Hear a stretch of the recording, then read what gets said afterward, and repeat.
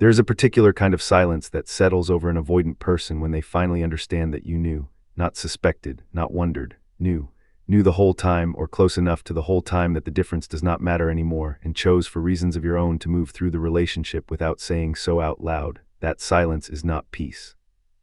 It is the sound of a story collapsing, because the story they had been telling themselves about you required you to be someone who did not notice, and you were never that person, and now the evidence of your noticing is sitting in front of them, and it cannot be unseen. You made yourself smaller in that relationship. Not because you were incapable of taking up space, but because you had learned, quickly and expensively, that taking up space cost you access to them. You learned that a certain kind of question made them go flat. You learned that a certain kind of clarity made them reach for the door. You learned that if you named the pattern out loud, the pattern would not stop. It would simply relocate to somewhere you could not see it, and so you stopped naming it, and you let them believe that you had stopped seeing it, and those two things are not the same, and they never were. They think you are just now waking up.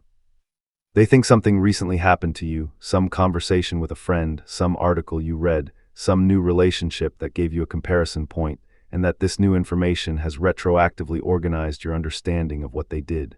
That is a comforting story for them. It preserves the version of the past where they were the one with the fuller picture, where they were managing a situation you did not understand, where their withholding was a kind of protection rather than a kind of theft. What they are beginning to realize now, slowly and in pieces and against considerable internal resistance, is that there was no waking up. You were awake the entire time. You simply had reasons for keeping your eyes half closed, and none of those reasons were ignorance.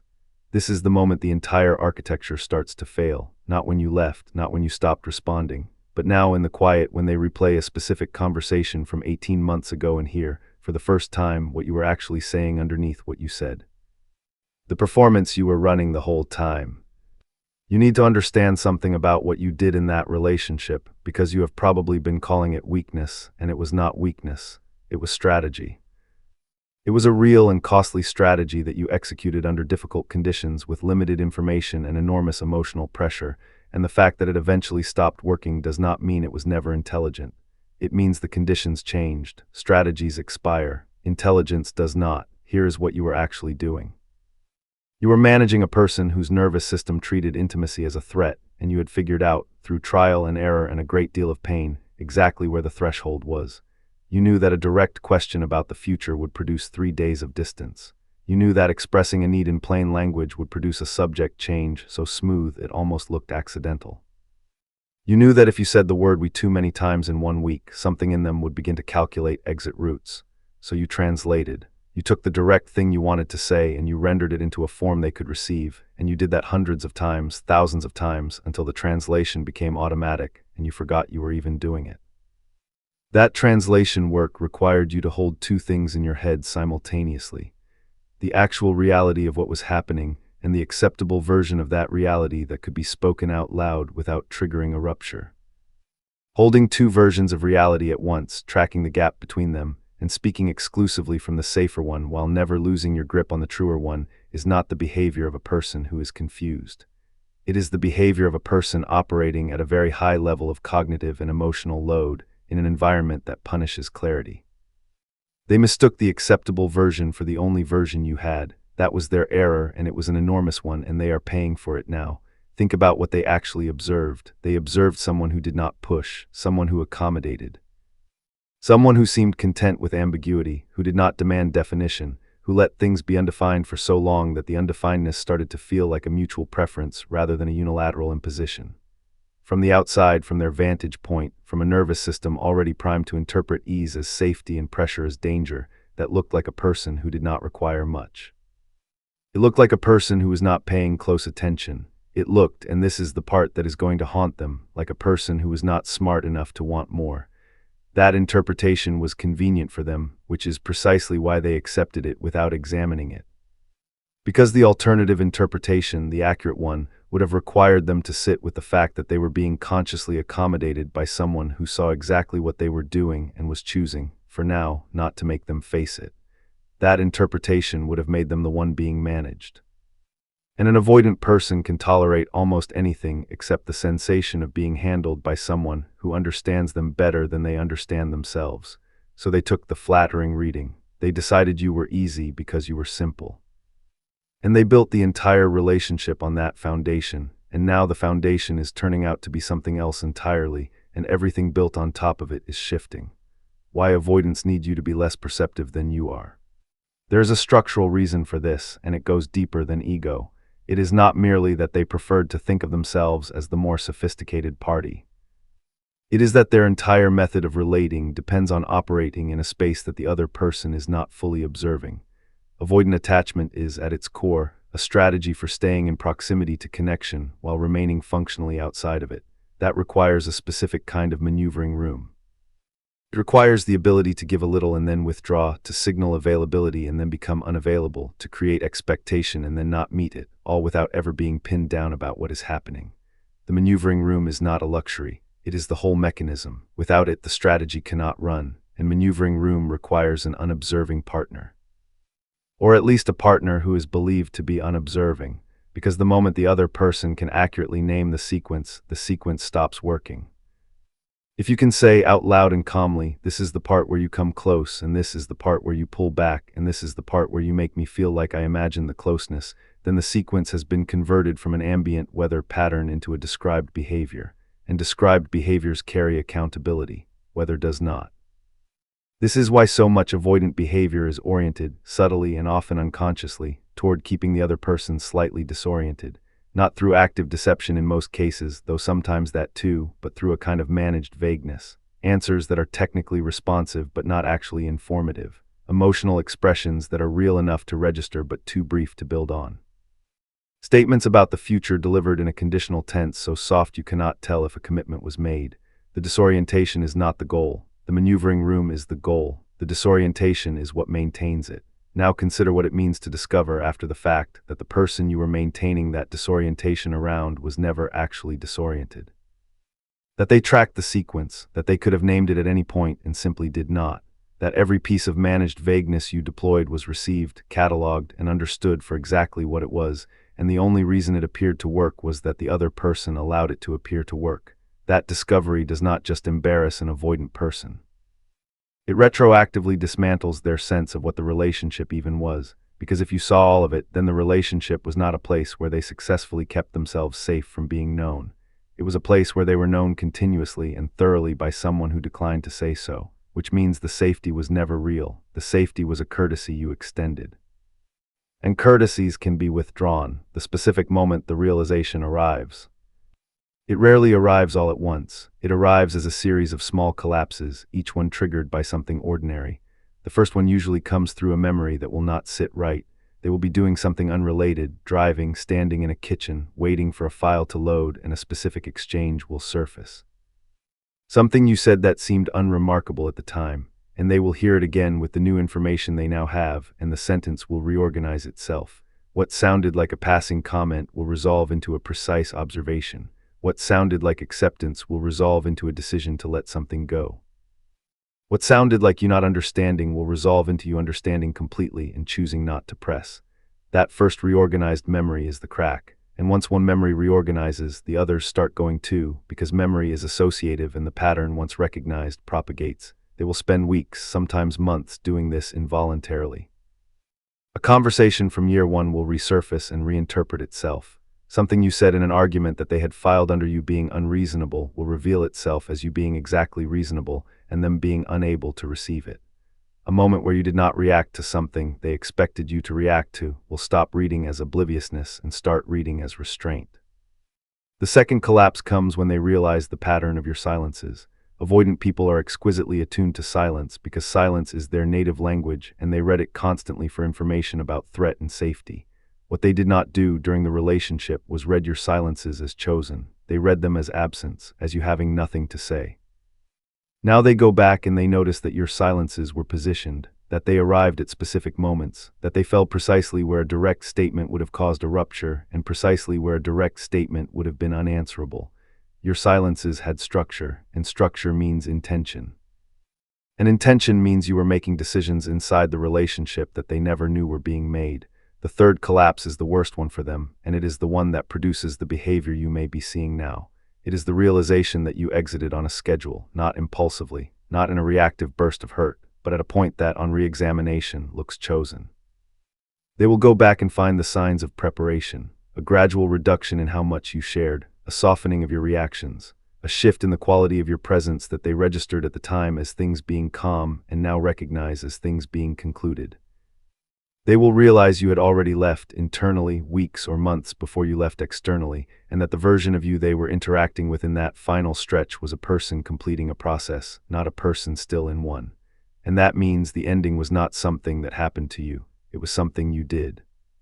Which means you had agency the entire time and were exercising it the entire time, and the only reason it looked like you did not was that you were exercising it quietly, what they actually thought they were doing. To understand why this lands the way it does, you have to understand the story they were running about themselves, because it was not a story about being cruel. Almost none of them experienced themselves as cruel. That is not a defense of what they did. It is a description of the mechanism, and understanding the mechanism is what finally lets you stop trying to solve it.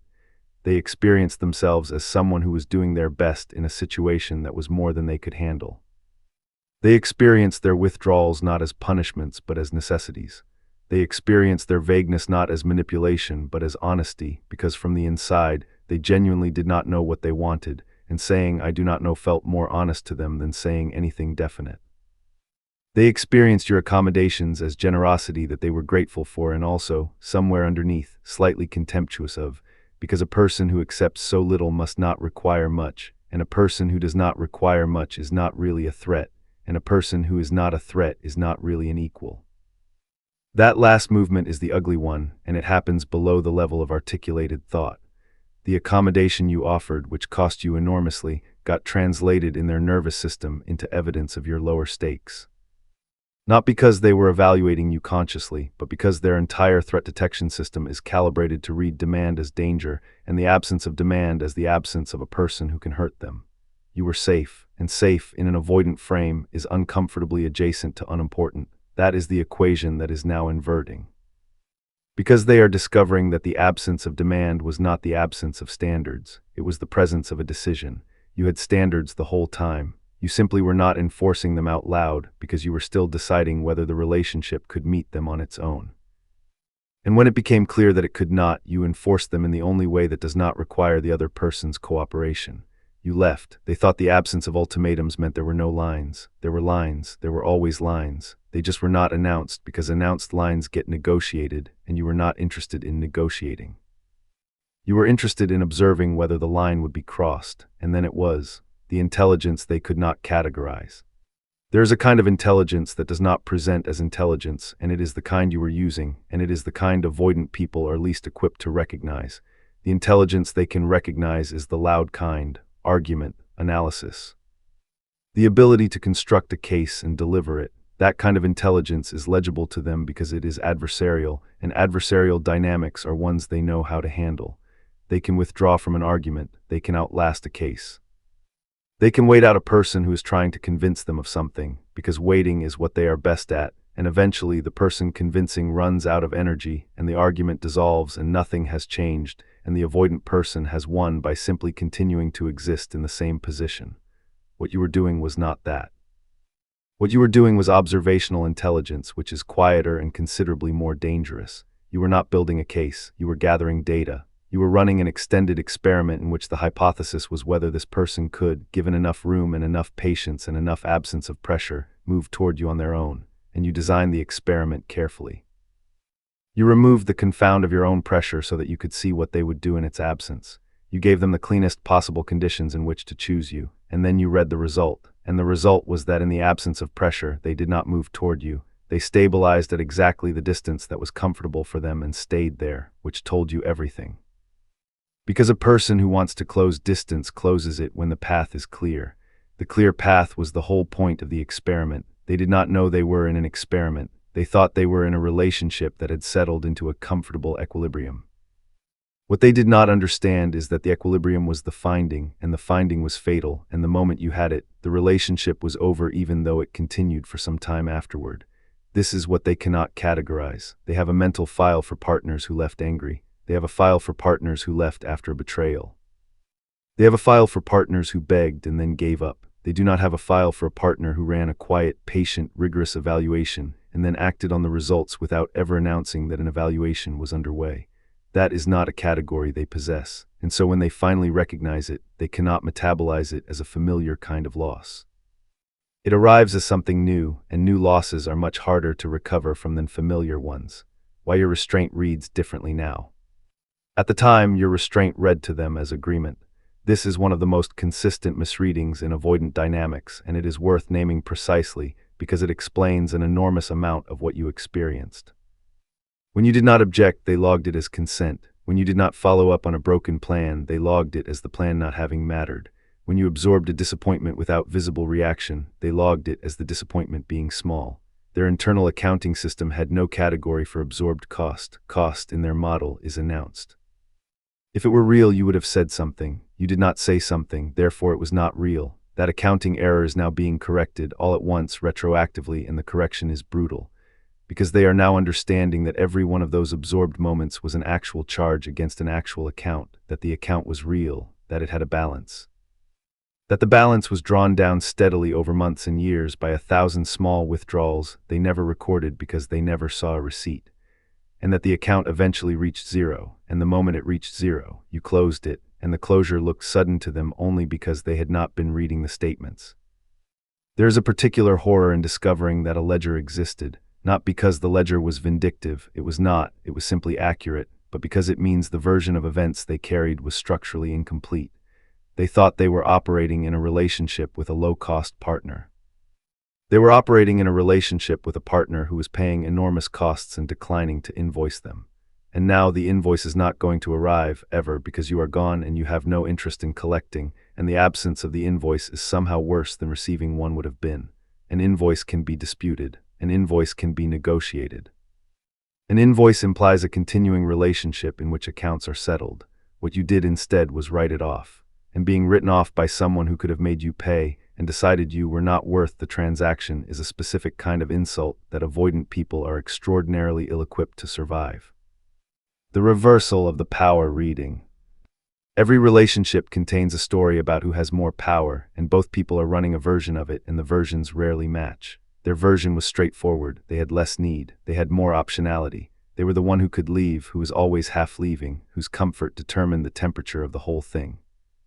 That is what less investment buys you in a mismatched pairing, and they had it, and on some level they knew they had it, and it was part of why they stayed. Being the less invested person in a relationship with an invested person is not love, but it is a very effective anesthetic, and anesthetic is what avoidant attachment is fundamentally seeking. What they are realizing now is that the power reading was inverted the whole time, and the inversion is structural. You had more information. That is what actual power is in an intimate context, not who cares less, who sees more. You had a full model of them, built from close observation over a long period, including the parts they did not know were visible. They had a partial model of you, built from a performance you were deliberately running. You knew what they would do in most situations before they did it. They were consistently surprised by you. That asymmetry was invisible at the time because it never got used. Information that is never acted on looks like information that does not exist, then you acted on it, once, decisively. And in that single action, the entire asymmetry became visible at once, and it turned out that the person who had been arranging the terms of the relationship for years was not the one who thought they were. This reversal is the thing that is going to sit with them longest, not the loss of you specifically, though that will come, but the loss of their own self-concept as the one who was in control. Because control was never actually about you. Control was the load-bearing structure of their identity. It was the thing that let them believe their distance was a choice rather than a compulsion. And you have just demonstrated, without ever arguing about it, that they were not controlling the relationship. They were being permitted to feel like they were, by someone who found that permission cheaper to give than the fight would have cost. What they are doing right now. The behaviors that follow this realization are consistent enough to be predictable, and knowing what they are is useful, not because you should be waiting for them, but because recognizing them keeps you from misinterpreting them as meaning something they do not mean. The first is reconstruction. They are going back through the relationship in enormous detail, and they are doing it compulsively, and it is not nostalgic. It is forensic. They are looking for the moment they misread. They are trying to locate the exact point at which their model of you diverged from the reality of you, because if they can find that point, they can tell themselves a story where the error was local and correctable rather than total. They want it to be one thing. It was not one thing. It was the entire framework applied consistently from the beginning. The second is the reaching.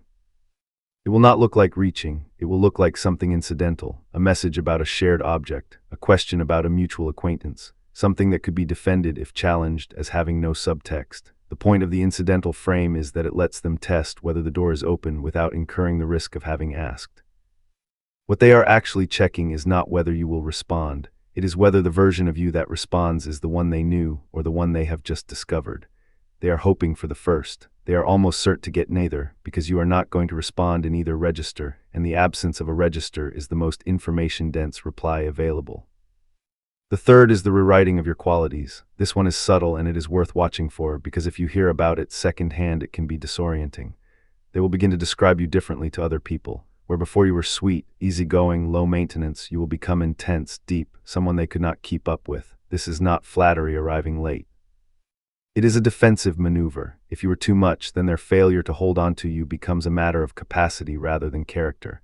It is much easier to have lost someone who was out of your league than to have lost someone you undervalued through inattention. Watch for the shift. It tells you they have absorbed the realization and are already building shelter from it. The fourth is the fear. This one is quiet and they will not name it. It is the fear that if you were running an accurate model of them the whole time, then other people can too. That the thing they thought was hidden, the compulsive distance, the inability to stay, the way they leave rooms emotionally before they leave them physically, is legible, was always legible. Is legible right now to the next person and to the one after that. That fear does not produce change on its own, it produces vigilance. But it is the first time many of them have experienced the sensation of being seen from the outside, and it is not a sensation that fades quickly. The thing you should not do with this information. There is a version of this that turns into a project, and the project will cost you a great deal and return nothing, and it is worth naming clearly so that you can recognize it if you find yourself starting it. The project is proving it. It is the impulse to make the realization explicit.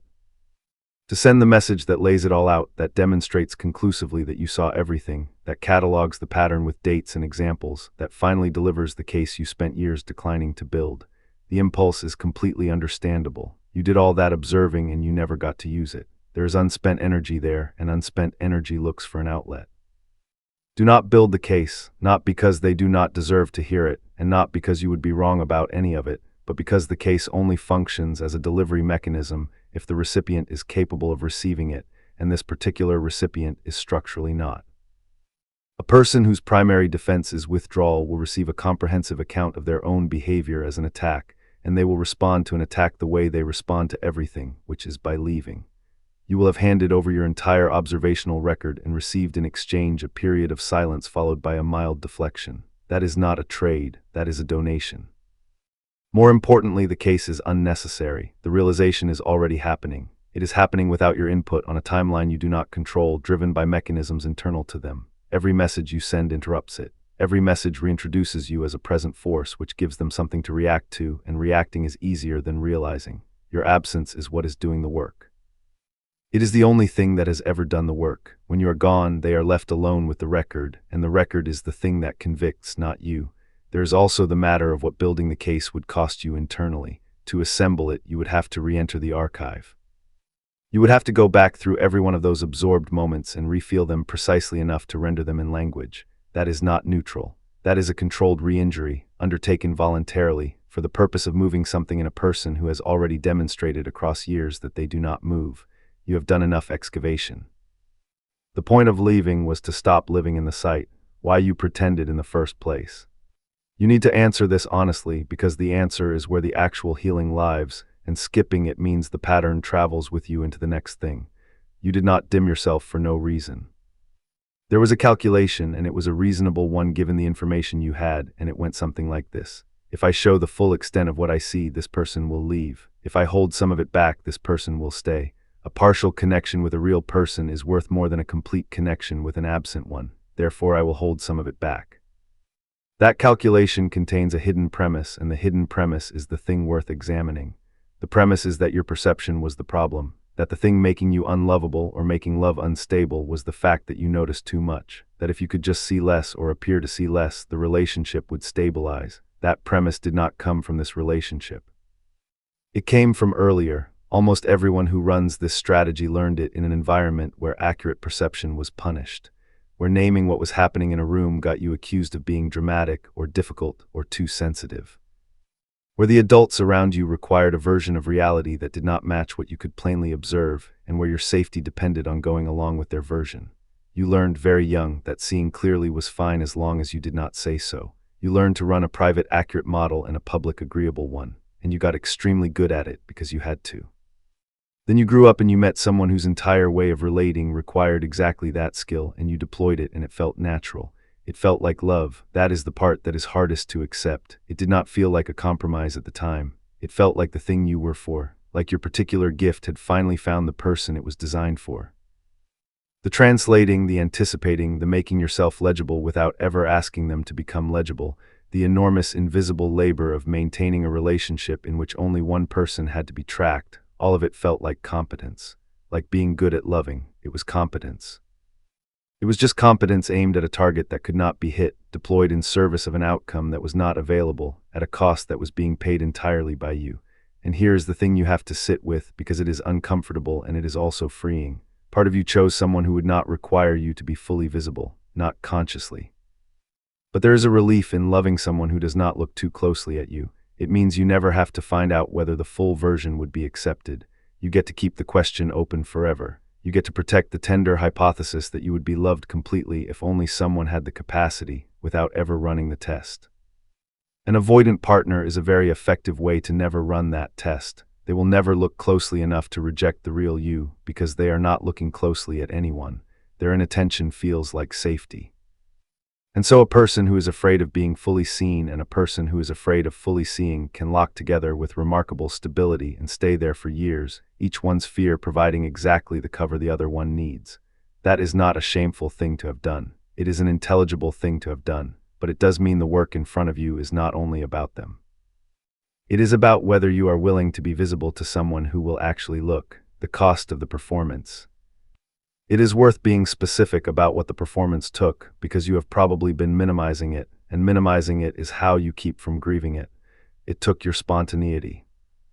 When every statement has to be pre-screened for its likely effect on someone else's nervous system, you stop having immediate reactions. You develop a delay, a gap between what you feel and what you express, in which the feeling gets processed, assessed for safety, and reformulated. That gap is exhausting to maintain, and it does not close on its own when the relationship ends. You may still be doing it. You may be doing it in conversations with people who have never given you any reason to. It took your access to your own wanting. This is the deeper theft. When you spend years suppressing the expression of a need because expressing it produces withdrawal, you eventually stop being able to locate the need at all. The suppression migrates upstream. First you do not say it, then you do not think it. Then you genuinely cannot answer the question of what you want, because the machinery for generating that answer has been offline so long it has atrophied. You may be experiencing this now, as a strange blankness when someone asks what you would like. That blankness is not emptiness. It is a locked room, and the lock was installed for a reason, and it opens slowly. It took your baseline. You recalibrated. Things that would have been unacceptable to you at the start of the relationship became normal by the middle of it, not because you got weaker, but because adaptation is what nervous systems do. You adjusted to a diet of intermittent attention until intermittent attention felt like the natural amount of attention that exists in the world, and now, on the other side, you may find that consistent attention feels suspicious. That someone who responds promptly seems like they must want something. That ease reads as a trick. That recalibration is real, and it is temporary, and it does not mean you are broken. It means you were living at altitude and your body adapted, and now you are at sea level and the oxygen feels excessive. It took time. Not just the duration of the relationship, but the duration of the recovery and the duration of the period before it where you were already in the dynamic without knowing what it was called. Grieve that, not with self-recrimination, which is just another way of avoiding the grief, but actually, some years went into this. They were real years and they are not coming back, and it is allowed to be sad about that without that sadness meaning you wasted your life. And it took the particular pleasure of being simply and easily loved. That is the one people talk about least. Not dramatic love, not passionate love, just the ordinary experience of being someone whose presence is straightforwardly welcome. You went without that for a long time, and you got so used to going without it that you may have started to believe it was not a real thing that real people have. It is, it exists, it is not even rare. It was just not available where you were looking. What it means that they are realizing now and not then. The timing is not incidental, and understanding why it is happening now rather than during the relationship is what will finally release you from the fantasy that a different approach would have produced a different outcome. They could not realize it while you were there because your presence was doing something specific for them, and that something was incompatible with realization. While you were present, they had a regulator, not a partner exactly, a regulator, someone whose steady, undemanding, always available attention kept their internal state within tolerable bounds. They did not have to feel the full force of their own avoidance because you were absorbing the consequences of it. Every time they withdrew, you held the space open. Every time they were vague, you filled in the meaning. Every time they failed to show up, you managed the disappointment privately and were pleasant about it later. The result was that their avoidance never produced a cost they had to personally experience. It produced costs. The costs just landed on you. A behavior that does not produce felt consequences does not become visible to the person performing it. This is not a moral failing. It is how learning works. They had no feedback loop.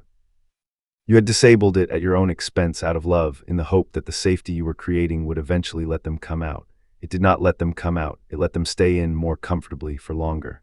The moment you left, the regulator came offline, and for the first time in years, their avoidance began producing consequences that landed on them. The silence they used to create as a tool is now just silence. The distance they used to deploy strategically is now just distance, with no one at the other end of it to make the distance mean something. Withdrawal only works as a move if there is someone there to withdraw from. Alone, it is not a move, it is a condition. That is when the realization becomes possible. Not because they became more emotionally sophisticated, but because the anesthetic ran out. And with the anesthetic gone, the record becomes readable. All those interactions they never had to examine, because examining was unnecessary while the system was functioning, are now available for review, and reviewing them is the only thing to do in the quiet. Which means the answer to the question you have been asking yourself, the question of whether you should have stayed a little longer, or explained it better, or been more patient, is no. Not because you did not try hard enough, because the mechanism that produces their realization requires your absence as an input. You could not have generated it from inside the relationship. Your presence was the thing preventing it. Every additional month you stayed was a month the realization was postponed. You did not fail to reach them. You were the thing standing between them and reach. Sitting with the fact that it does not fix anything. Here is where this has to get honest, because there is a version of this understanding that becomes a new form of waiting, and waiting dressed up as insight is still waiting. They are realizing that you were smarter than you pretended to be. That is true, and it is happening. It does not follow that they will become a person capable of a different kind of relationship. Realization is not transformation. Insight is not capacity. A person can understand with total clarity what they did, articulate it precisely, feel genuine remorse about it, and then do the identical thing to the next person within a year, because the thing driving the behavior was never a failure of understanding. Avoidant attachment is not an opinion. It is a regulatory strategy installed early, running below conscious access, activated by proximity to intimacy. You cannot think your way out of a nervous system response. You can only, over long periods with a great deal of deliberate and usually supported work, gradually change your relationship to it. Most people do not do that work because the work is unpleasant and the strategy is functional enough to survive on, and the pressure to change usually fades once the immediate loss recedes. So hold both things. They are seeing it, and the seeing may not produce anything. Both are true simultaneously, and neither cancels the other. The reason this matters is that the fantasy of their realization is one of the most seductive traps available to you right now. It is seductive because it is partially accurate, which is what makes a trap effective. The realization is real. What is not real is the implied next chapter, the one where the realization matures into change, and the change into return, and the return into the relationship you were trying to build the whole time, except now with a partner who finally has the eyes for it. That chapter is fiction. It is fiction constructed from a true premise, which is the most convincing kind. And if you organize your life around it, you will find that you have left the relationship physically and reconstructed it internally, and the internal version has all the waiting and none of the company. The realization is not for you. It is theirs. It happens in their head on their timeline, and it will produce whatever it produces in their life. You are not a participant. You were a participant for years, and the participation is over, and this new phase, the one where they finally understand, is when you do not have a role in and do not need one in. Your part is finished. That is not a loss. That is the definition of finished. The architecture of pretending examined closely. Let us look at the machinery in detail, because you built something sophisticated and you deserve to see it clearly rather than remembering it as a vague fog of accommodation. The first layer was preemption. You developed the ability to sense a withdrawal before it arrived. There were signals and you learned them, and you probably could not articulate them even now because they were subverbal. A change in the rhythm of their typing, a slight formality entering their voice, the way they positioned their body a few degrees further away without seeming to move. You detected these things at a level below thought, and you responded before the withdrawal fully arrived, usually by becoming easier, lighter, less requiring. You would diffuse the situation before it became a situation, and the diffusing was so smooth that neither of you registered it as an event. The second layer was retrospective editing. When something did go wrong, when they did disappear for 4 days or cancel something that mattered or say something dismissive about a thing you cared about, you performed a kind of live revision on your own experience. You found the interpretation that made it least significant. They were stressed. They have a lot going on. They are not good at this, and it does not mean what it would mean if someone else did it. Every one of those interpretations was individually plausible. That is what made the editing sustainable. Each single instance genuinely could have been what you said it was. It was only the aggregate that told the truth, and you kept the aggregate from assembling by handling each piece in isolation. The third layer was strategic disclosure. You did not stop telling them things, you curated what you told them. You had categories, things that were safe to share, things that would land as pressure and therefore had to be withheld or reframed, things that would land as need and therefore could never be said at all. You maintained these categories continuously, updating them as you learned more about their thresholds, and you did it while also having a job and friendships and a life, which is to say you were running a substantial background process at all times. The fourth layer was the performance of contentment. This is the one that did the most damage because it required active output rather than mere suppression.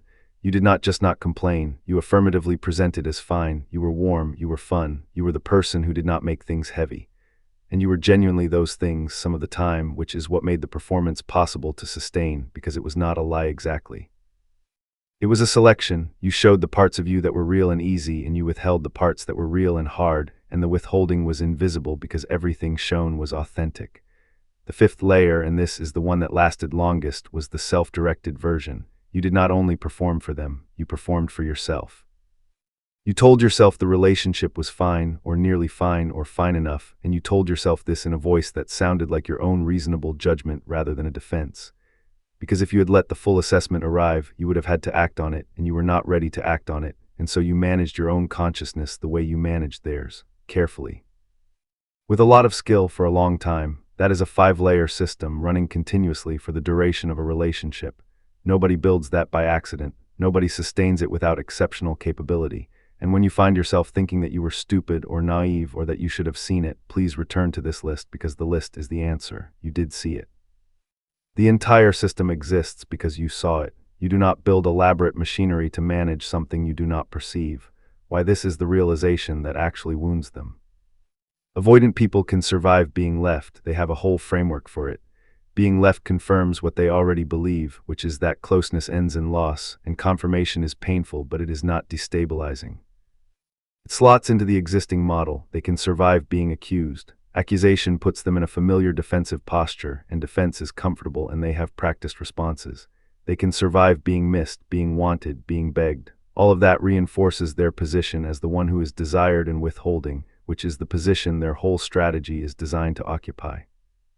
What they cannot easily survive is being outmatched by someone they had classified as less.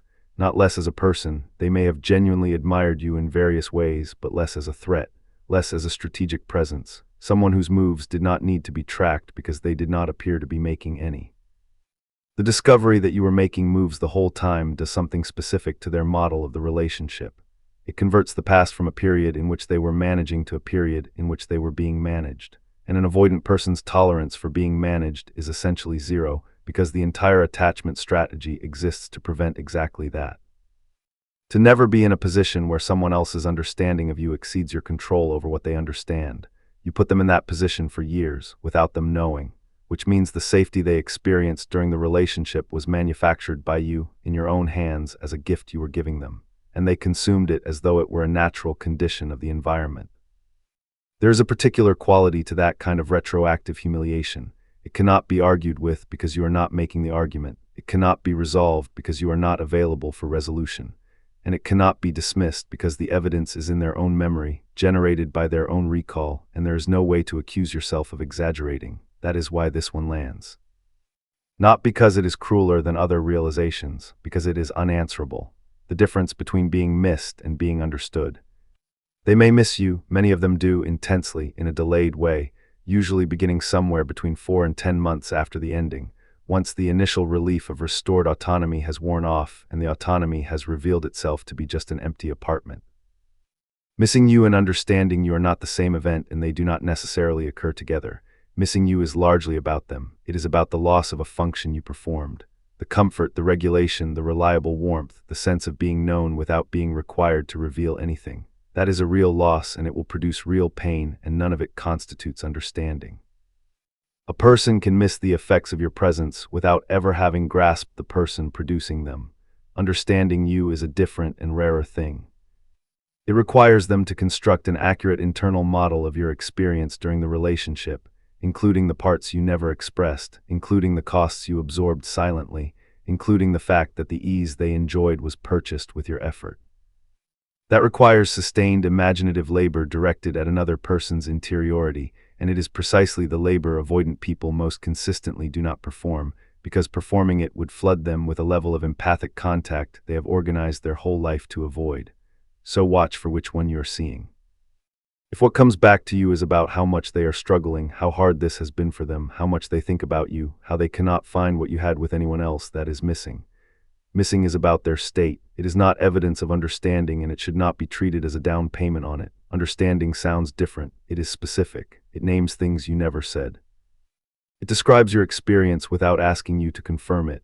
It does not ask for anything, and this is the diagnostic feature, because understanding that arrives with a request attached is not understanding. It is a bid using understanding as currency. You will probably not get the second one. Most people do not. And you need to make peace with the possibility of never receiving an accurate account of yourself from the person who was closest to you for a significant span of your life, because waiting for that account is a way of leaving your own story in someone else's custody. You know what happened, you were there, your account is complete, it does not require ratification. The practical reality of the next few months. Let us come down from the analysis and address what is actually going to happen to you, because knowing the shape of it in advance makes it substantially easier to move through. There will be a period, and it may already be happening, where the absence of the management work leaves you strangely idle. This surprises people. You have decommissioned a 5-layer background process that was consuming a large percentage of your available attention, and the reclaimed capacity does not automatically redirect itself into something good. It sits there, unallocated, and unallocated attention tends to go looking for its old job. This is why you will find yourself, at odd moments, running scenarios. Composing messages you will not send, wondering what they are doing. That is not longing necessarily. It is a process looking for its input. Give it new input deliberately, not as distraction, which does not work, but as reassignment. The attention you spent tracking another person's state is extraordinary attention, and it is genuinely valuable, and it can be pointed at work, at a skill, at other people, at your own body, at anything that will accept sustained observation. It wants a subject. Give it one you choose. There will be a period of retroactive anger, and it will arrive later than you expect, and it will be more intense than seems proportionate. This is normal, and it is actually a good sign, because anger requires you to believe that you were owed something, and believing you were owed something means the self-worth is coming back online. Do not manage the anger the way you managed everything else. Do not smooth it out for the comfort of an audience that is no longer present. Let it be as large as it is. It is finite, it burns through. There will be at least one night where you nearly reach out, and the reason will not be that you want them back. The reason will be that you want the loop closed. You want the story to have an ending in which the other party acknowledges the plot. That desire is legitimate, and the method is not going to work. The loop does not close from their side. It closes from yours, and it closes not through acknowledgement, but through the accumulation of enough new life that the old story stops being the main one. There will be a moment, and this is the one worth waiting for, when you catch yourself being direct without having calculated it first. You will just say a thing to someone plainly, and afterwards you will notice that you did not screen it and that nothing bad happened and that you are still here. That moment is the actual recovery, not the day you stop thinking about them, the day you stop pre-editing. Being seen without the performance. The question that eventually has to be faced is what you are going to do with the perception now that it does not have a job, because you have this capacity. It is not going away. You read people accurately and quickly and in considerable depth, and you have been using it defensively as a threat detection system in an environment that required one. In a safe environment, it becomes something else entirely. It becomes attunement, which is one of the most valuable things a person can bring into a relationship, and it stops being exhausting the moment it is reciprocated. That word is the whole thing, reciprocated. The exhaustion you experienced was never caused by paying attention. It was caused by paying attention unilaterally. One-directional attunement is labor. Bidirectional attunement is intimacy. They involve the same skill and they feel completely different, and if your only reference is the unilateral version, you may have concluded that closeness itself is depleting. It is not. Uncompensated closeness is depleting. That is a different diagnosis with a different treatment. The next time will require something specific from you, and it will be harder than what you did before, and it is worth naming so that you can prepare. It will require you to say the accurate thing early, not eventually, not once you have established enough safety. Early, before you know how it will land, at the point where you have the most to lose by saying it. This will feel wrong. Every instinct you have built says that the accurate thing must be held until conditions are right, and that revealing it prematurely causes loss. Those instincts were correct in the environment where you formed them. They are not correct in general. In a functional environment, early accuracy does not cause loss, it causes sorting. The people who cannot handle it leave quickly at low cost before you have invested years. The people who can handle it move closer. The mechanism you learn to fear is actually the mechanism that protects you, and you have been disabling it. Consider what your last relationship would have looked like if you had been direct at month 2. You would have found out then what you found out at the end. The information was available. Your accommodation is what kept it from surfacing. The accommodation did not prevent the outcome. It only delayed the outcome and increased its price. That is the reframe that changes everything going forward. Directness is not a risk you take once you feel safe. Directness is how you find out whether you are safe. It is the instrument, and you have been leaving the instrument in the drawer and then wondering why you kept getting surprised. The version of you they are now constructing. There is something happening in their mind right now that you should know about, mostly so that you do not mistake it for a compliment when word of it reaches you. They are building a new version of you, not the real you, a revised character who fits the new information without requiring them to feel the full weight of it, and the revision will follow a predictable route. First, they will elevate you. You will become, in their retelling, remarkable, unusually perceptive, deeper than they realized. Someone who operated on a level they only understood in retrospect. This sounds like praise, and it is functionally a defense, because a remarkable person is a person it was reasonable to fail with.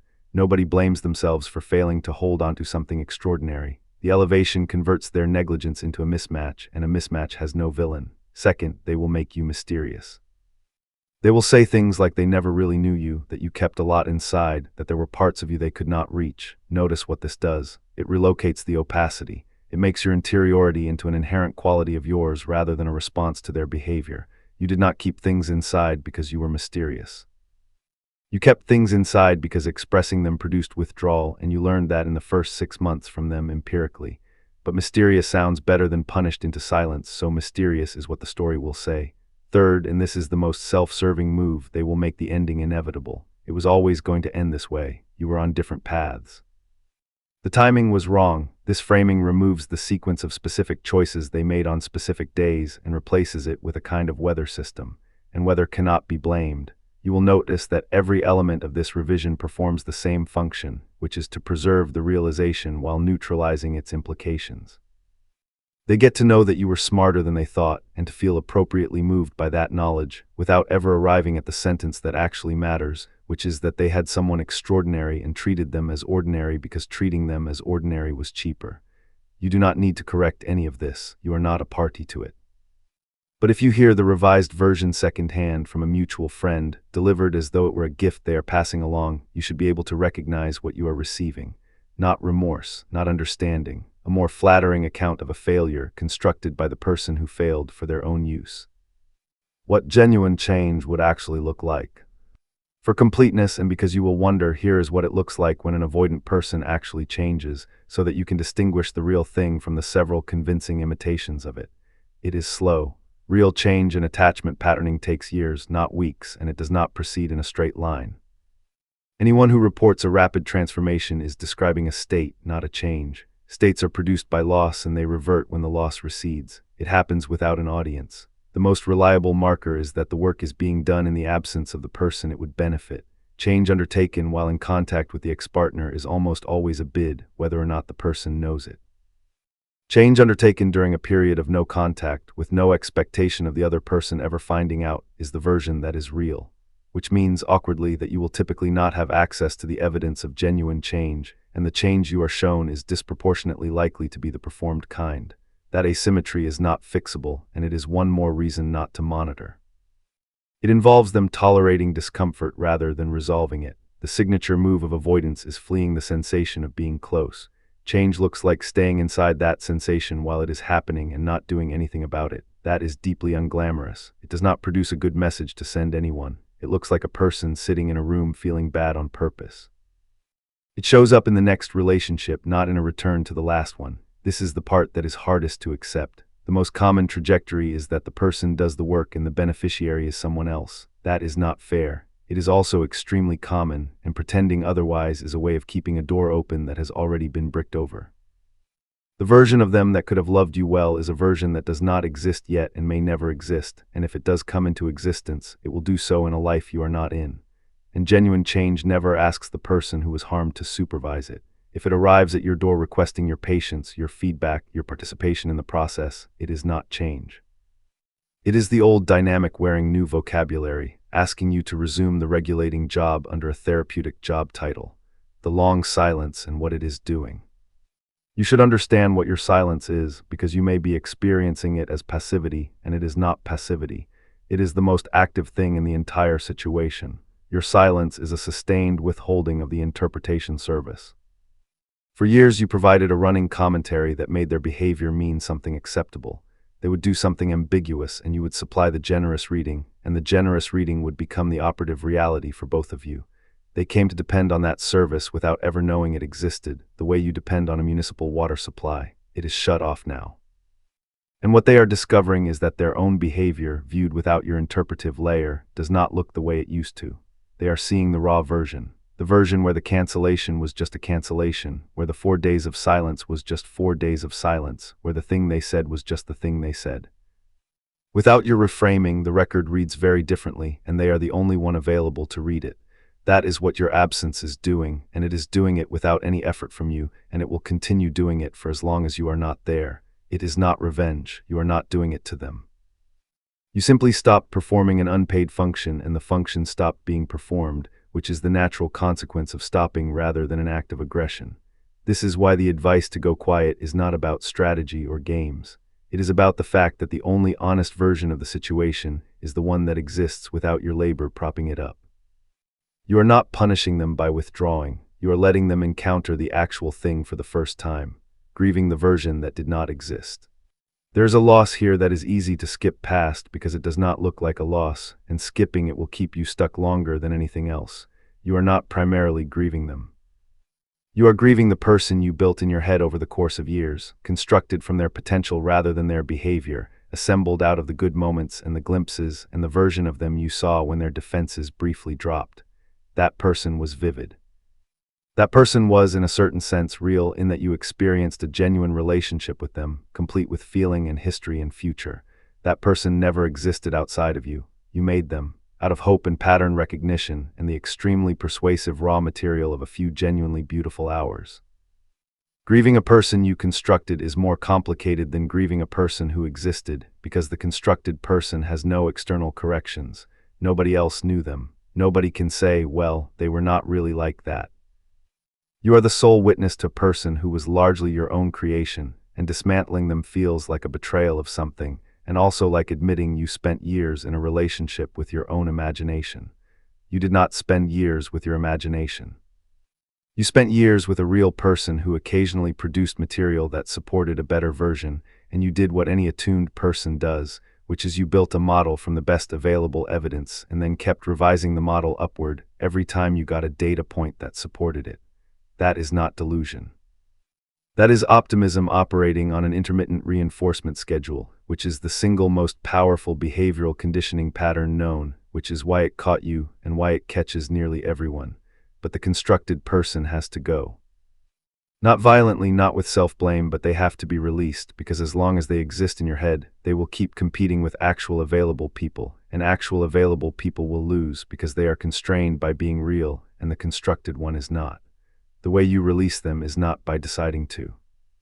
It is by repeatedly over time letting the actual record correct the model. When the good memory arrives, and it will, you do not push it away. You let it arrive, and then you let the rest arrive with it. What happened 3 days after that beautiful night, what you were doing the following week, the full sequence rather than the highlight. The constructed person cannot survive full sequences. They only survive as fragments, the return of your own voice. Something is going to come back, and it will come back in a way you do not anticipate, and it is worth knowing to watch for. Your voice, meaning the unedited version of your thinking, is going to reappear, not as a decision, as a leak. You will be in a conversation with someone unrelated, and a direct observation will simply come out of you unscreened before the editing apparatus can catch it. And you will hear yourself and think, where did that come from? It came from you. It has been there the whole time, sealed off, running silently. That is the version of you that was doing all the observing. It never stopped. It just stopped being connected to your mouth. The reconnection is gradual, and it is not linear. There will be days where it flows and days where the old apparatus comes back online for no reason, and you find yourself smoothing something out for a person who never asked you to. Do not treat the regressions as failure. The system you built took years to construct and was, for a long time, keeping you safe. It does not dismantle on command. It dismantles through repeated demonstration that it is no longer required, and demonstration takes repetition, and repetition takes time. What you can do is notice. When you catch yourself pre-screening a sentence, just notice it. Do not force yourself to say the unscreened version. That pressure creates its own problems. Simply observe that the machinery ran. Observation alone, applied consistently, does an enormous amount of the work because the machinery depends on being invisible, and it cannot operate at full efficiency once it has been seen. And when the direct thing does come out and someone receives it without flinching, mark the moment. That is data. It contradicts the model you built. You need a large amount of contradicting data to overwrite a model constructed over years, and it accumulates one instance at a time, and each one counts even though none of them feels dramatic. Why they underestimated you specifically? It is worth going one level deeper into the mechanism of the underestimation, because there is a general principle here that will protect you in the future. People do not evaluate you on your capacity. They evaluate you on your output, and your output in that relationship was deliberately suppressed. You were producing at maybe 30% of your actual range, not because you could not do more, but because more triggered withdrawal. So the observed data set was 30%, and they extrapolated a whole person from it, and the whole person they extrapolated was 30% of you. That is not a stupidity on their part in the ordinary sense. It is a reasonable inference from a biased sample. The bias was introduced by you for reasons that made sense at the time, but it means the underestimation was, in a structural sense, something you participated in producing. That is a hard sentence, and it is not an accusation. It is the most useful thing in this entire discussion because it locates the one variable you actually control. You cannot control whether someone underestimates you. You can control whether you supply them with the sample that makes underestimation reasonable.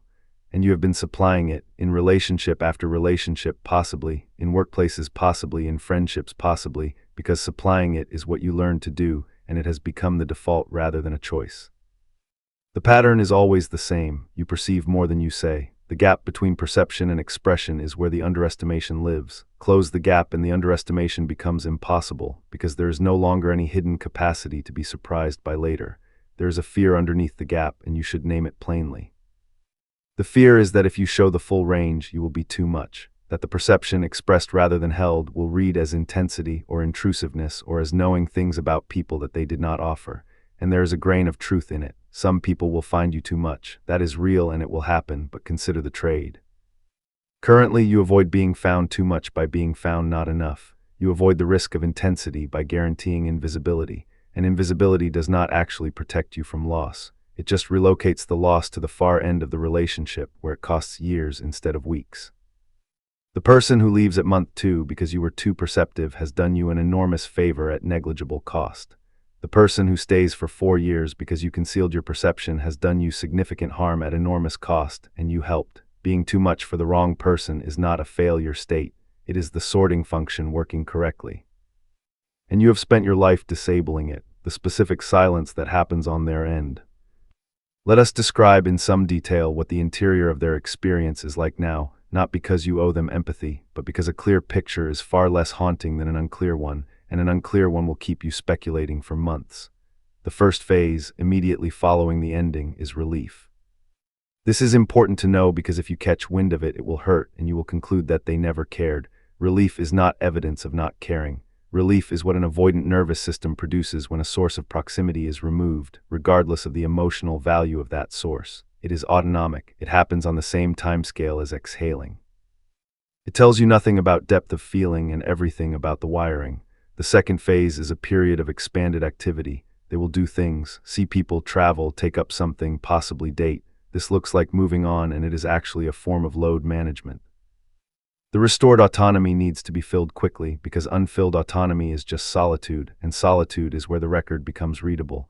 The activity is a way of not reading the record. The third phase is the leak. Somewhere between 3 and 8 months, usually the activity stops covering it. A gap opens.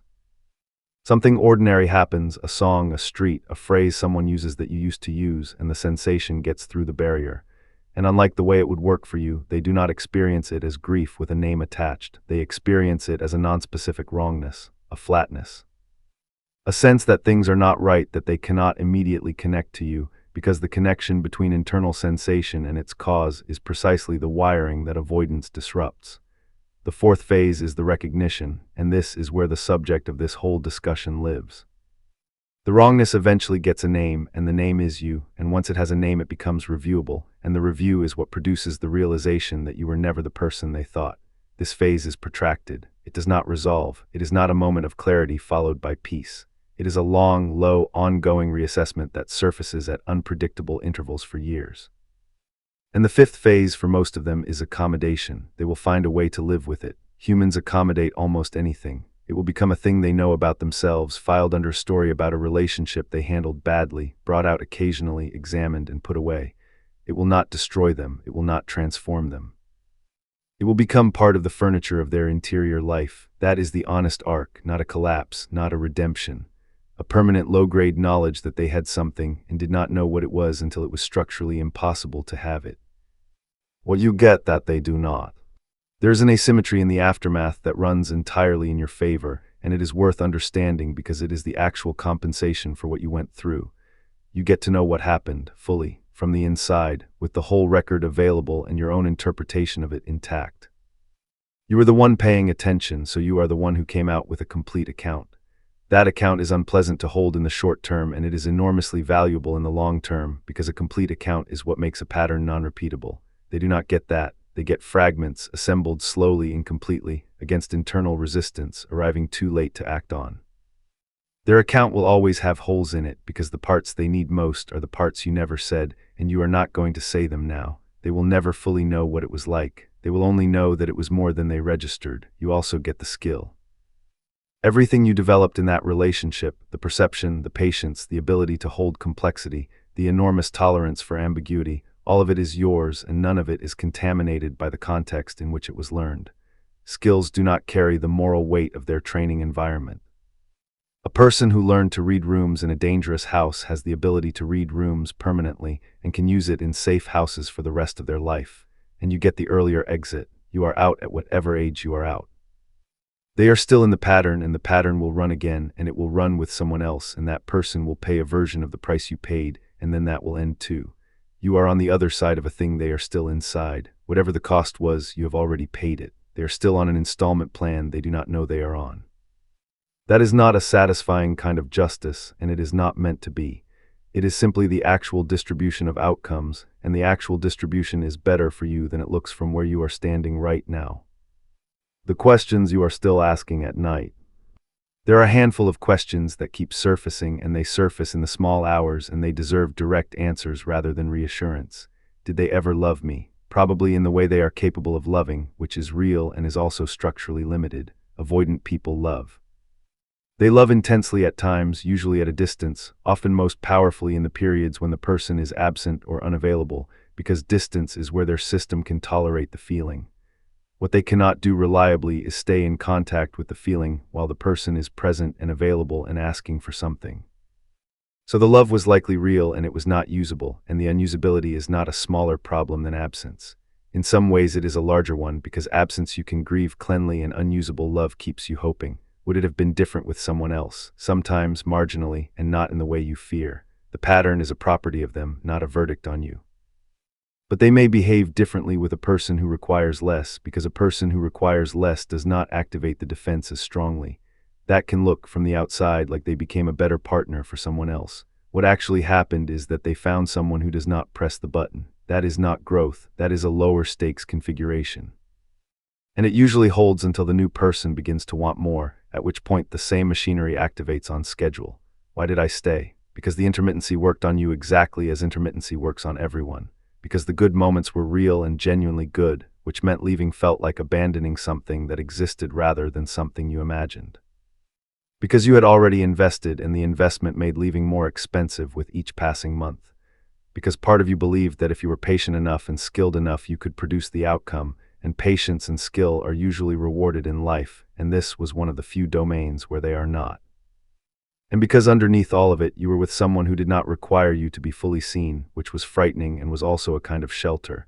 What if I misread the whole thing? You did not. This is the question that comes at 3 a.m, and it is the anxiety talking, not the assessment. The assessment was made over years with an enormous amount of data by a person who is exceptionally good at reading people. The doubt is not new information. It is the old habit of overriding your own perception in favor of a version that keeps the relationship possible, and it will keep visiting for a while, and the correct response is not to argue with it but to notice which mechanism is producing it.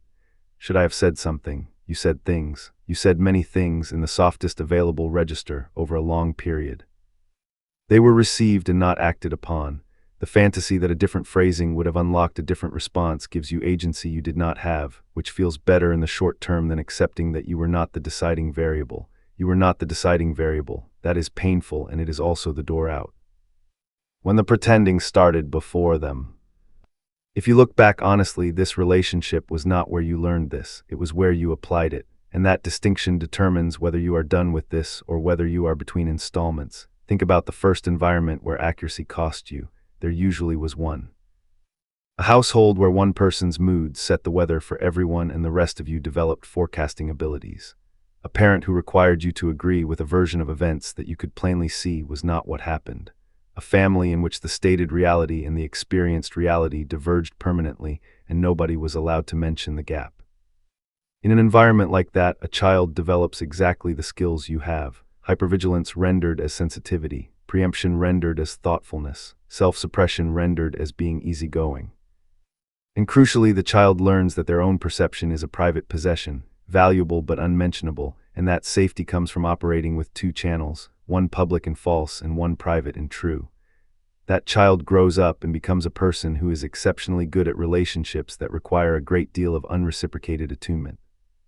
Which means they are exceptionally good at relationships with avoidant people. There is a fit here that is not coincidental. You did not get unlucky once. You have a specific compatibility with a specific configuration, and unless the underlying pattern is addressed, the compatibility will produce another instance.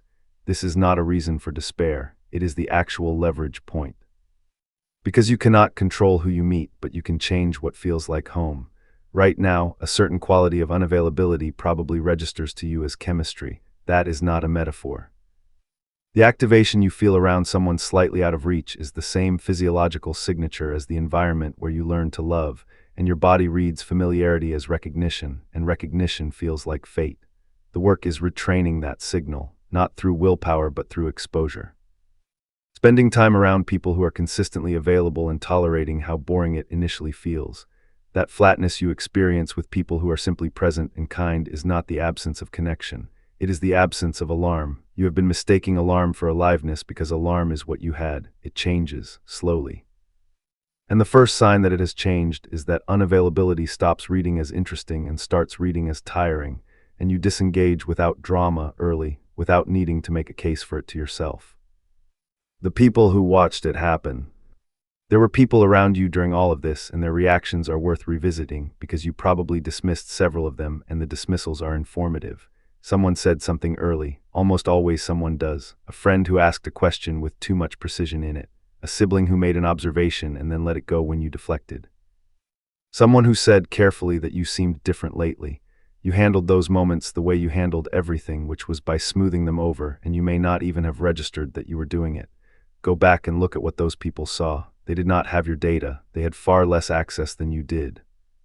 And yet several of them arrived at a version of the conclusion that took you years, because they were looking from outside the field of the relationship, where the intermittent reinforcement was not operating on them.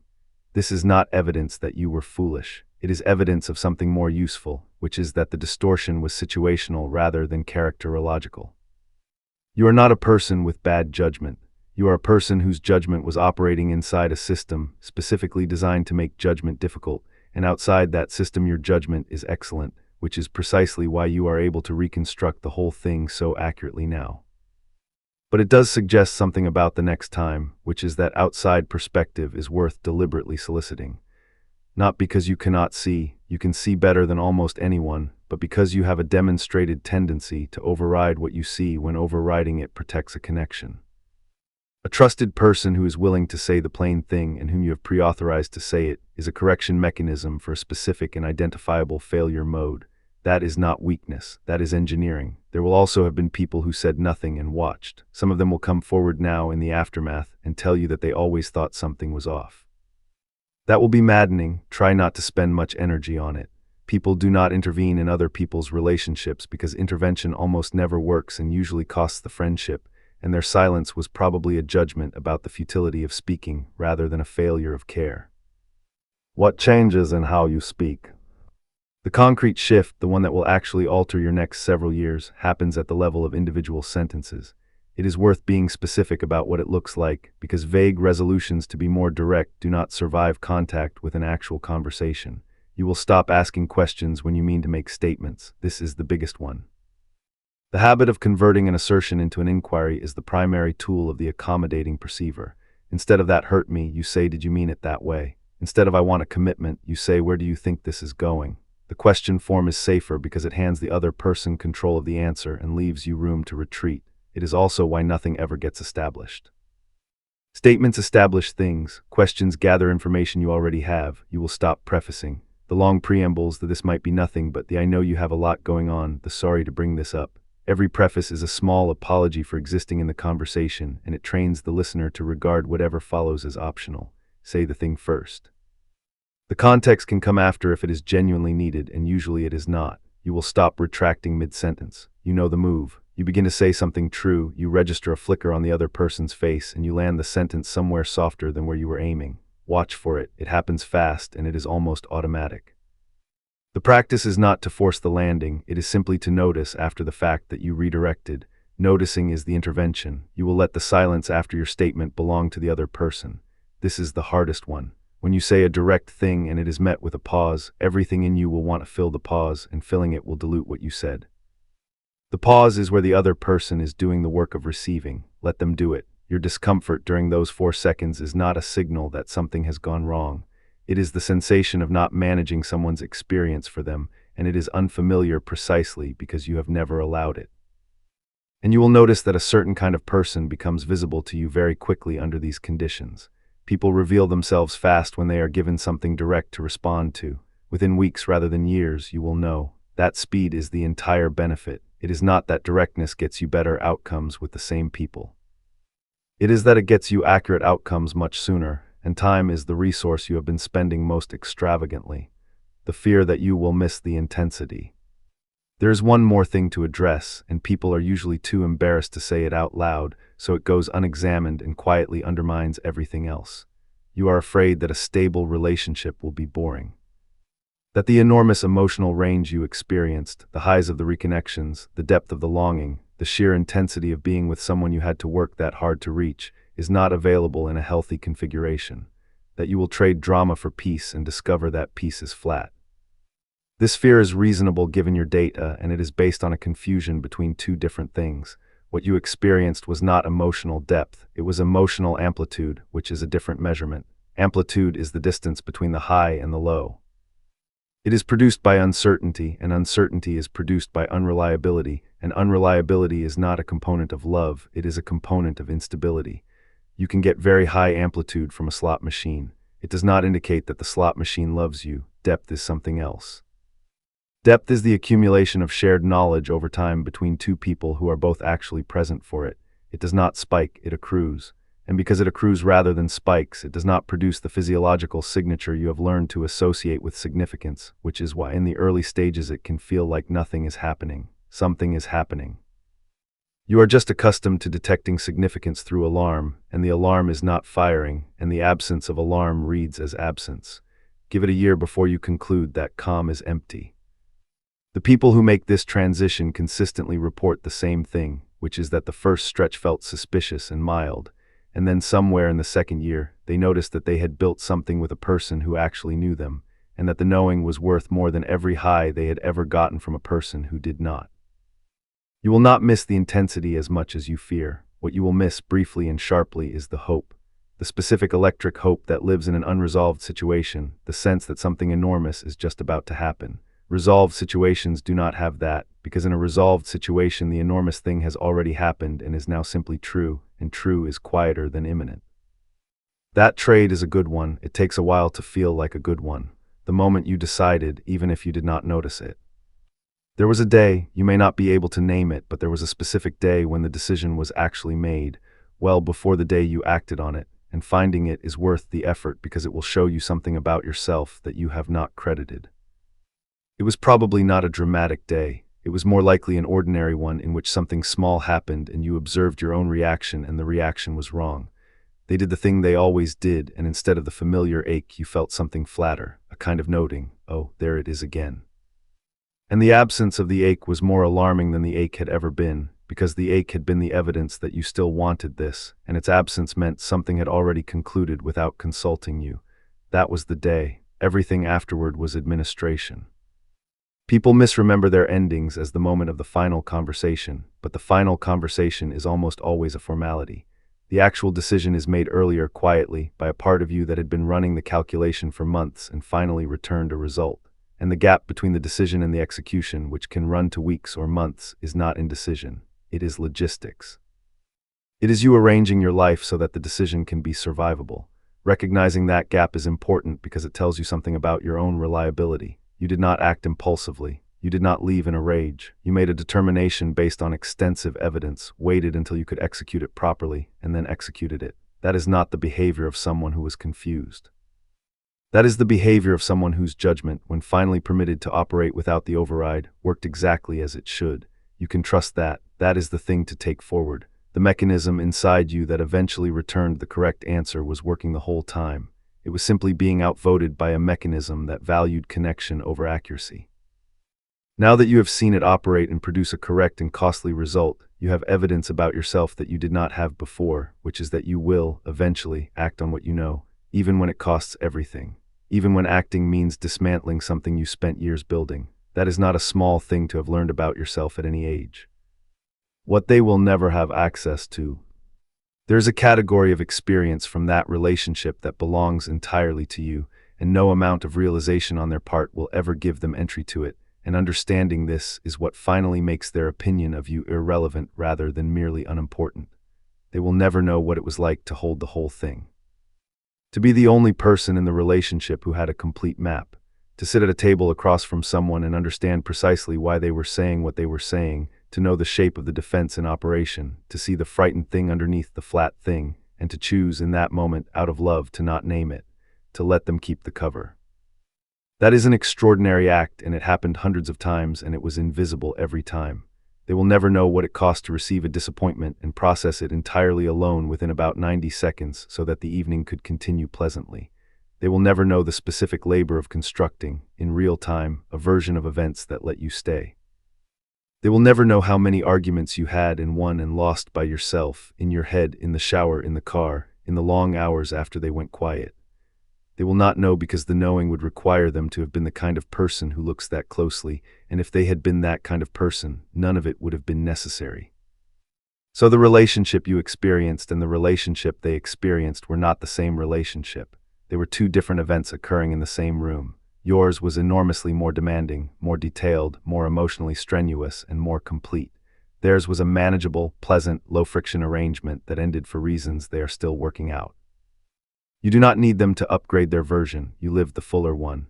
They lived a reduced one and now they are getting glimpses of what the fuller one contained, and the glimpses are painful precisely because they are glimpses and not access. That is the actual asymmetry, and it runs entirely toward you. You had the whole experience. They had a partial one and always will. When you are tempted to explain it to someone new, at some point, probably sooner than you expect, you will be describing this to a new person, and there is a way it can go wrong that is worth flagging. The temptation will be to present yourself as having been deceived, to tell it as a story in which you were misled, and then discovered the truth, and then left. That version is emotionally easier and it is not accurate, and telling it repeatedly will keep you slightly stuck because it locates all the agency outside of you. The accurate version is harder and better. You were not deceived. You were an active participant in an arrangement whose terms you understood, which you tolerated for reasons that made sense to you, until the reasons stopped making sense, at which point you ended it. That version contains the difficult part, which is that you chose to stay for a long time while knowing. It also contains the strong part, which is that you were never a victim of a trick. You were a person making a series of decisions under difficult conditions with incomplete leverage, and the last decision you made was the right one. The accurate version is also the one that keeps you from becoming a person whose main story is what was done to them. That is a real risk, and it is not a moral failing. It is just an easy groove to fall into, and the groove is comfortable, and it is very hard to climb out of after a few years. Tell it as something you did, not something that happened to you. Not because the other person did nothing, they did a great deal, but because the version where you have agency is the version you can move forward from. And notice how a new person responds when you tell it. That is data 2. Someone who hears it and immediately reassures you that you were blameless is being kind and is not necessarily listening. Someone who hears it and asks a real question, especially a slightly uncomfortable one, is engaging with you as an equal rather than as a wounded thing. You have had enough of being handled. Look for the ones who do not handle you, the practice of being ordinary with someone. Here is a small thing that will feel disproportionately strange, and it is the actual destination. At some point you will be with someone and nothing will be happening. You will be in a room together doing separate things, and there will be no subtext, no calibration, no monitoring of their state for early indicators. Your attention will simply be on what you are doing and theirs on what they are doing, and the space between you will be uneventful. You will notice it because for years that space has never been uneventful. It has been a working environment. You have never once been in a room with someone you loved without a background process running. The first several times the quiet will feel like a problem. Your system will scan for what you are missing. It will conclude that the absence of tension means the absence of significance, and it will generate a low anxiety that has no object, and you may find yourself, absurdly, doing something to create a small ripple just to have something to read. Notice that impulse and do not act on it. That impulse is the last piece of the old architecture, and it is asking to be given work. Let it go unemployed. Let the room stay uneventful. Sit in the strangeness of being with someone whose interior state you are not responsible for managing. That is what the whole thing was for. Not the realization on their end, not the vindication, not the story finally being told correctly. Just this. A room with nothing happening in it and you in it, not working. You have been working for a very long time. The slow arrival of your own standards. Something is happening to your tolerance right now, and it is happening faster than you realize. You are becoming intolerant, not in a bitter way, though it may feel that way from the inside at first, in a functional way. Things that you would have absorbed a year ago are now producing an immediate, unmistakable no, a message that takes 3 days to answer, a plan that gets moved twice, a person who talks about themselves for 40 minutes and asks you nothing. These things used to be inputs to a calculation. Now they are just answers. This is the standards coming back online, and they are coming back online because you have removed the thing that was suppressing them, which was the necessity of tolerating a specific person's specific behavior. Standards are not principles you hold. They are outputs of a system, and the system produces low standards when it is optimizing for the retention of someone who cannot meet high ones. Remove the person and the optimization target changes, and the standards recalibrate upward automatically. You will experience this as becoming pickier, and you may worry about it. Do not. What you are experiencing is the return of a normal filtering function that has been disabled for years. It will feel excessive for a while, the way any recalibrating instrument overshoots, and it will settle. There is a phase in this that is worth warning you about. Somewhere in the middle of it, you may find that almost nobody passes. Everyone seems insufficient. Every new person reveals a disqualifying feature within 2 conversations. This is not a permanent condition, and it is not cynicism. It is the filter running at maximum sensitivity because it was recently reinstalled after a long period of being off. and it is currently overdetecting because the cost of a false negative is very low right now, and the cost of a false positive is unbearable. Let it run hot, it will calm down. And in the meantime, the false negatives cost you almost nothing, because nobody you screen out during this phase was going to be right anyway, and the time you are not spending on them is time you are getting back. The version of love you are actually looking for. Strip away the specifics of this relationship, and what you are describing, underneath all of it, is a want that is much simpler than the drama that surrounded it. You want to be known accurately by someone who does not need you to be smaller in order to stay. That is the whole thing. Every element of what went wrong maps to a failure of that one sentence. The pretending existed because being fully known produced departure. The exhaustion existed because you were doing the knowing for both of you. The ending happened because the arrangement required a permanent reduction in your size, and you eventually could not maintain the reduction. And here is what is worth holding on to. That want is not exotic, it is not a high bar, it is not the kind of thing that only exists in fiction. Enormous numbers of people have exactly that, in ordinary relationships without any special circumstances. You did not want too much. You wanted a standard thing, and you asked for it from a person who was structurally unable to provide it, and then you concluded, reasonably but incorrectly, that the thing itself must be rare. It is not rare. It is only rare in the population you were sampling from. And you were sampling from that population because of the pattern discussed earlier, which means the fix is not to lower the want. The fix is to change where you look and what feels compelling when you get there. There will be people who see you clearly and do not need you to shrink. When you meet one, they will not be exciting in the way you are used to, and the lack of excitement will be the correct signal rather than a disappointing one. And you will have to make a choice at that moment between the thing you have been trained to find compelling and the thing you actually said you wanted. That choice is the whole future. Everything else is preamble. Why this realization is the end of something for them. To close the loop on their side, it is worth understanding what the realization actually ends. It ends their belief that they were choosing. That is the load-bearing wall. For their whole adult life, they have understood their distance as a preference. Something they do because they value autonomy, because they are independent, because they are not the sort of person who needs. That framing is what makes the pattern livable. Under it, every withdrawal is a decision made by a free person exercising a legitimate preference.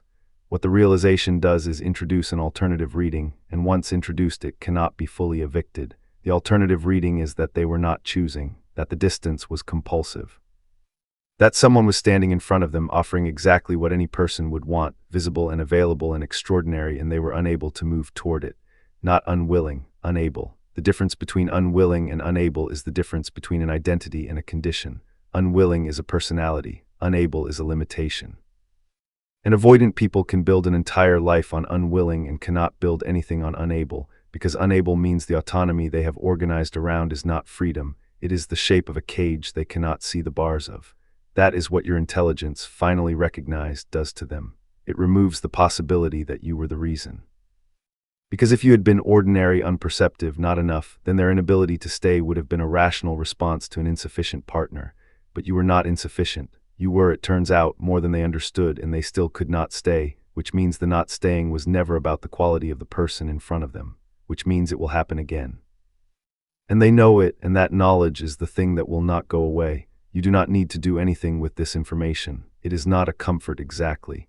It is just the accurate description of what is happening on the other side of a door you are not going back through. The last thing the pretending protected. There is one final layer, and it is the one underneath all the others, and it is worth going down to it because everything above it rests on it. The pretending did not only protect the relationship, it protected a belief about yourself, and the belief was that you were the kind of person who could make a difficult love work. That belief mattered to you enormously, more than you knew. It was tied to a sense of your own worth that had been formed early, in an environment where being useful was how you earned your place, and where the ability to manage a difficult person was the specific competence that made you valuable. You were the one who could handle it. You were the one who understood.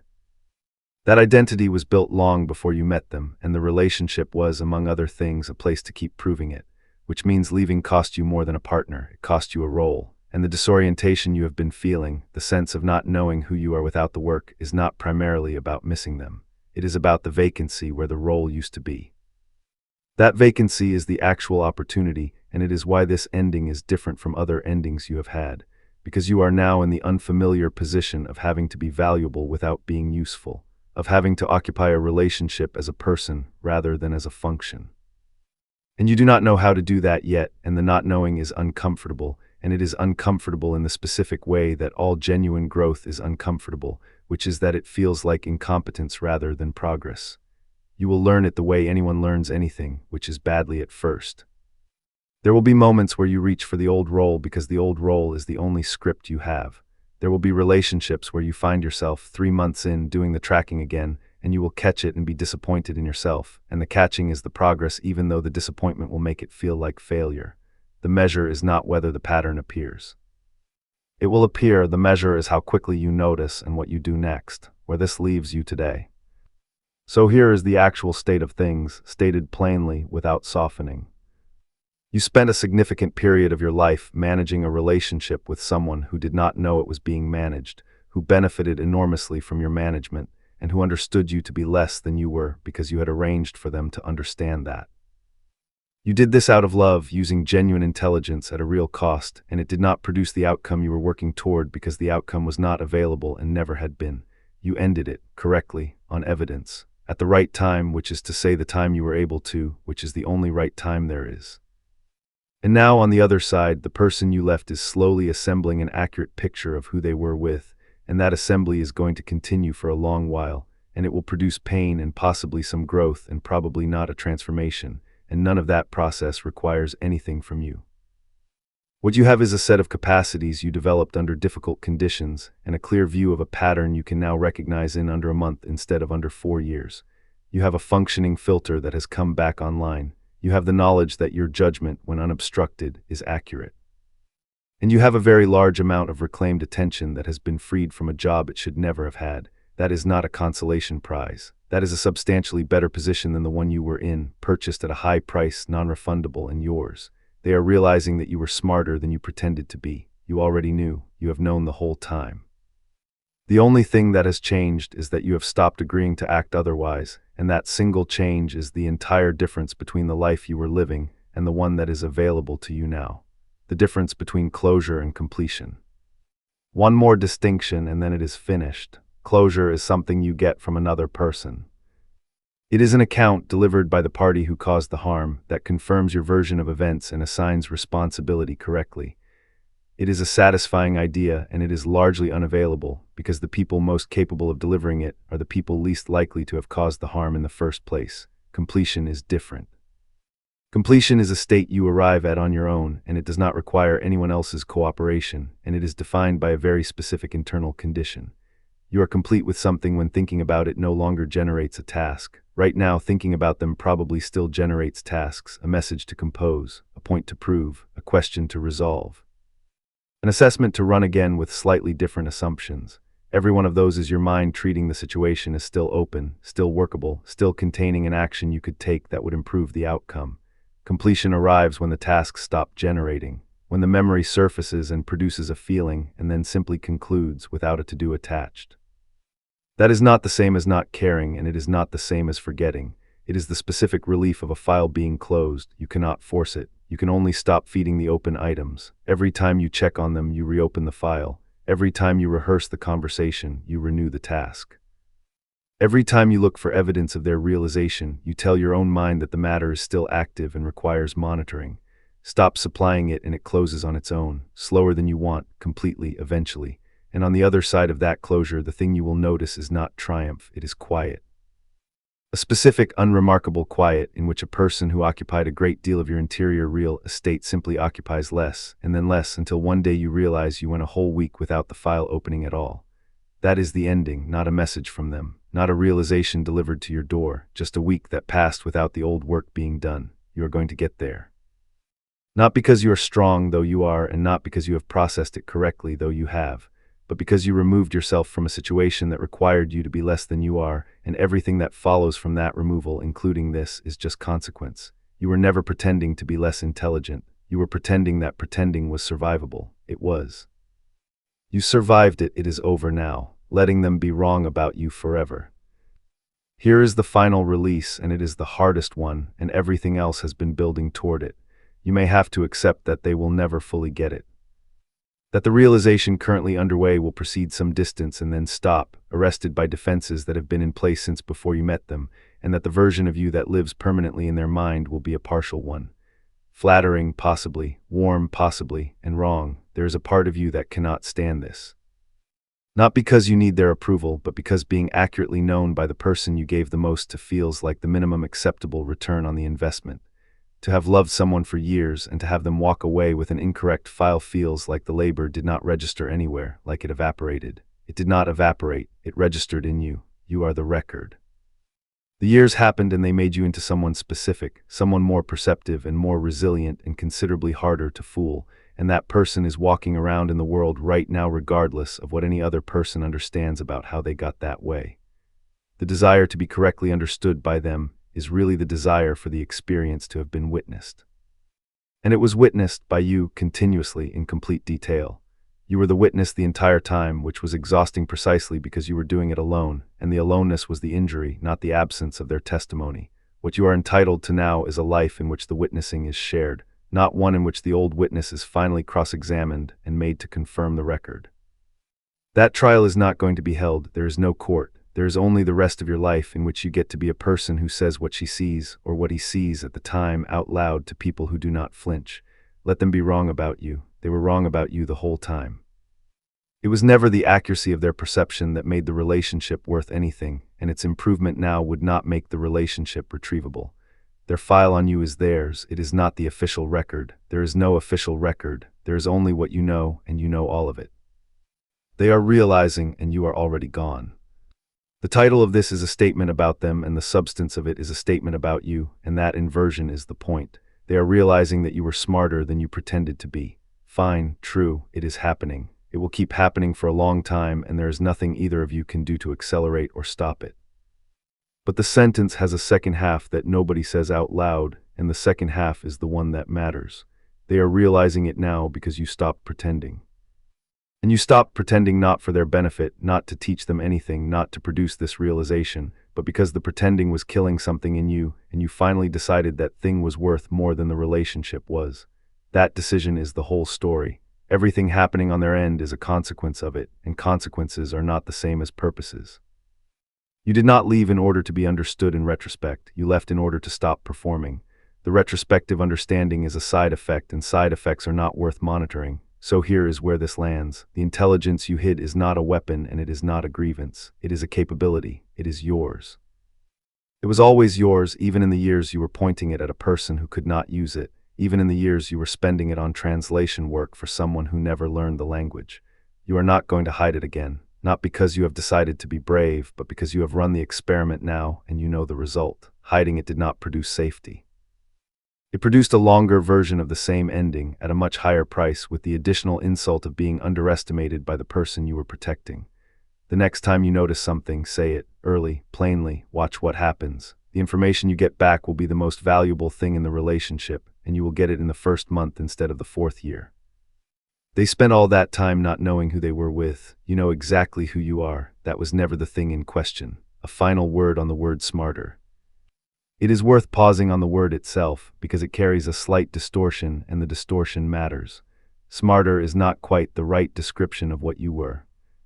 Smarter suggests a competition, and there was no competition, and framing it as one keeps you tied to a scoreboard that does not exist. They were not stupid. Many of them are very intelligent in the ordinary senses. What they lacked was not processing power. What you had was not more intelligence, it was more contact with reality. You were in touch with what was actually happening between two people in a room, continuously, without looking away, and they were not, because looking away is the defense, and the defense runs automatically. That is a different quality entirely, and it is worth naming correctly because it changes what you take forward. If the lesson is that you were smarter, then the lesson is about superiority, and superiority is a cold thing to build a future on. If the lesson is that you were in contact, then the lesson is about a capacity you have for staying present with truth even when truth is inconvenient, and that capacity is the most valuable thing you own. They are realizing that you were smarter than you pretended to be. That is how it will feel to them, and that framing is theirs, and it belongs to their process. For you, the more accurate sentence is simpler and better. You were never pretending anything about your mind. You were pretending that you could go on seeing clearly and saying nothing indefinitely. You could not, nobody can. And the day you stopped was the day the rest of your life started, whether or not anyone on the other side ever fully understands what they were looking at. You saw it all, you held it all. You carried it alone for as long as carrying it was possible, and then you set it down, and setting it down was not a defeat, and it was not an admission of anything except that you had reached the end of what one person can hold on behalf of two. That is where you are standing now, on the far side of the carrying. With your hands finally empty and your eyes still exactly as clear as they always were.